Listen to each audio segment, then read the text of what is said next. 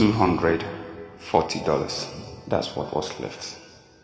After rent, after groceries, after the light bill, $240 to last 3 weeks. This is not a story about luck. This is not a story about a lottery ticket or a rich uncle.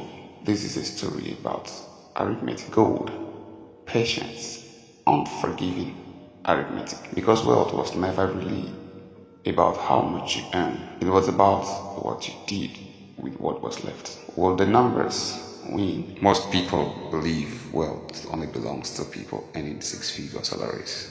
That's false. The biggest factor isn't your income, it's your financial mathematics. Will the numbers win, or would he learn to bend them? He made $13.50 an hour, 40 hours a week. Before taxes, that's roughly $28,000 a year. Not enough by most accounts to save anything. Maybe not enough because he made just only $13.50 an hour and works 30 hours a week. Maybe that's reason enough. The rich dad, poor dad put it plainly.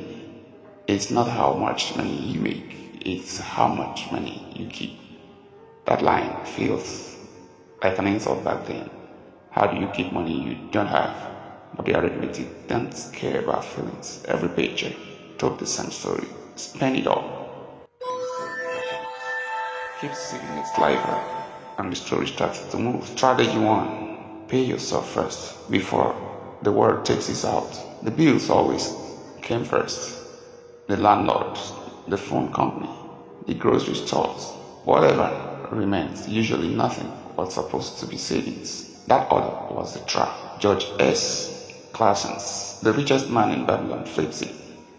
A part of all you earn is yours to keep, not what's left, not the leftovers, the first slice. So he tried something small. Because the reality is, the opportunities are not much. His earnings is meager. $10 a week, automatic, untouchable. Move the instant the paycheck landed, before rent, before groceries, before anything else could claim it. $10 a week. Doesn't sound like wealth. It sounds like nothing, though. But nothing, if repeated, can become something big. Strategy 2. Yes, the second strategy. Here the maths of small borrowing repeated amounts. $10 a week is $520 a year. Not dramatic. Not a windfall. Just consistent. But consistency has its strange power in financial mathematics. It compounds. Would $520 a year matter over 10 years? Maybe over 20 years. Warren Buffett's old line echoes here. Someone sitting in the shade today because someone planted a tree a long time ago. As nobody plants a forest in a season. They plant one seed, then another, then another, then another. So it's true that someone is sitting under the shade today is because someone else planted a tree a long time ago. In this case, the seed was a habit, not an amount. Then the setback came the way it always is. They needed it. New transmission, $600 he didn't have sitting comfortably anywhere. One thing to always remember is chaos don't come knocking. Planned. It is always sudden. It can knock you off your balance if there is no plan B, as expressed in this strategy. With the savings account so carefully built be drained in a single day, it nearly works. This is where most people stop, where the story usually ends. Savings wiped out, motivation gone, back to zero. Completely back to zero. Dave Ramsey's principle ran through that moment. You must gain control over your money, or the lack of it will forever control you. An emergency fund isn't glamorous. Oh, yes, it's true. It's a wall between chaos and choice. Because here built a small buffer, not the $10 habit account, but a separate cushion. The transmission didn't erase 3 years of progress. It only cost him a month, not a decade. Now the third strategy. In this strategy, you separate the emergency funds from the growth fund. This was the lesson buried inside the crisis. The Ramsey principle rang true in that moment. One account for shocks, one account for growth, never the same pool. The emergency fund's job isn't to make money. Its job is to absorb damage. The financial mathematical equivalent of a seatbelt in your car. It doesn't need to be large. Most guidance points to 3 to 6 months of essential expenses. But even 1 month changes everything when the transmission dies. The growth funds, meanwhile, was left untouched, protected, still compounding quietly in the background. 2 funds, 2 jobs, one survives shocks, one builds the future. Strategy 4. Debt is negative compound interest. You have to know this. Here's where the arithmetic turned brutal. A credit card balance of $1,200 at 24% interest rate doesn't sit still. It grows against you, not for you. Compound interests. Benjamin Franklin is often credited with observing is the 8th wonder of the world. While he didn't say it, but the maths implies is that it wonders in both directions. It builds fortune and also destroys fortune. It can also bury all the debts, outrun the savings. For a while, it did. Every dollar paid towards the $10 habit was smashed and beaten by the silent growth of interest on the card. So the older had to change the game, not abandon saving.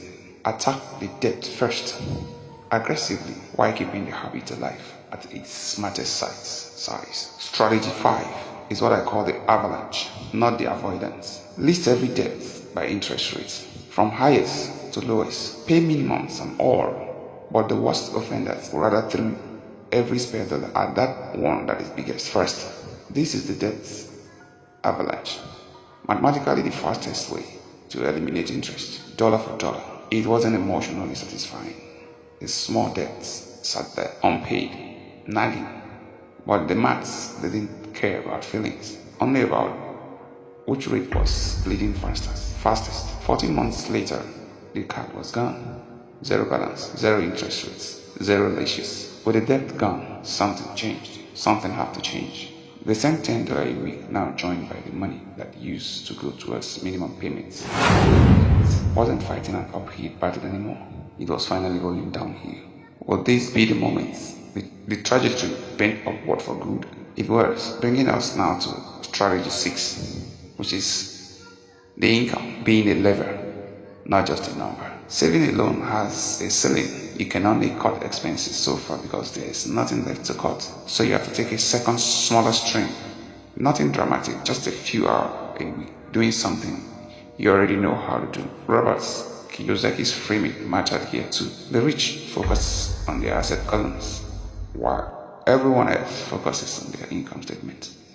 A second income stream, even a modest one, isn't just extra cash, it's an asset, a lever that multiplies the base habit. An extra $150 a month, redirected entirely into growth, didn't just add, it's accelerated. Strategy 7. Now, timing the market. You don't have to chase stocks. You don't have to predict crashes. 2. He put the money into the lowest cost, diversifying index funds, and left it alone. So that's what to do.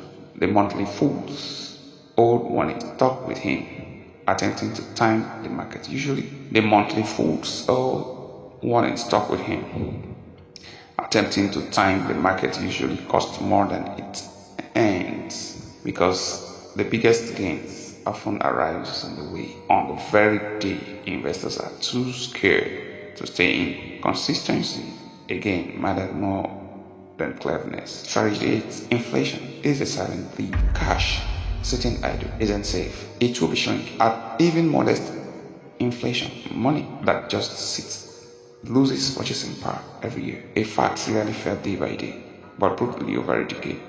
Yeah, it's true. This is why the growth fund mattered more than the emergency fund alone. Money that isn't working is money quietly losing. Strategy 9. Automate so willpower never has to fight twice. By this point, nothing requires daily discipline. The transfers have to be automatic. The investing, too, is automatic. The only decision made once and never revisited is the order in which money moves. Behavioral finance backs this instinct. Automatic system outperforms willpower because willpower is a limited, exhaustible resource, while automation never gets tired. The 10th strategy is patience. Patience is the actual strategy. 5 years at $240 a week. The numbers look different.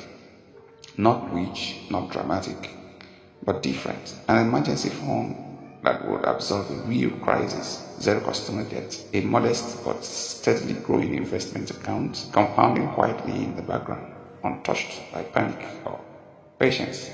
Impatient. Will it have happened without the transmission failure, the credit card scare, the slow grinds of $10 a week? No, the obstacle wasn't separated from the strategy. They were what forced the strategy to sharpen. Financial mathematical example for all day. Take the $10 a week habit alone, invested at a conservative average annual return of 7%. First year, roughly $540 saved and invested. By the 10th year, contributions now total $5,200, but growth itself pushes the balance to roughly $7,700. Guess what? At the 20th year, contributions total $10,400. But now growth pushes the balance to roughly $22,700. If this continues to the 30th year, your contribution total will be approximately $15,600, whereas growth will push the balance to roughly $52,000. The contributions only tripled from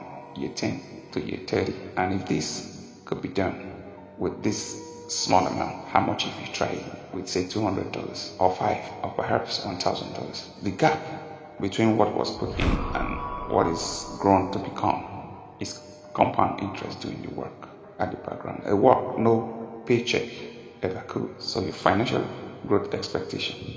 The teaching team here is simple, small, consistent, protected contributions, paid first, shielded by an emergency fund, feed from high interest debts, and left alone to compound can realistically turn a few $100s a year into tens of thousands over 2 to 3 decades. Even on a low income, the growth itself isn't fast, it isn't exciting.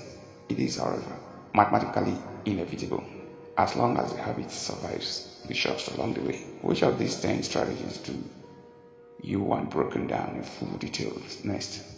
Drop it in the comments and subscribe so you won't miss the next lesson.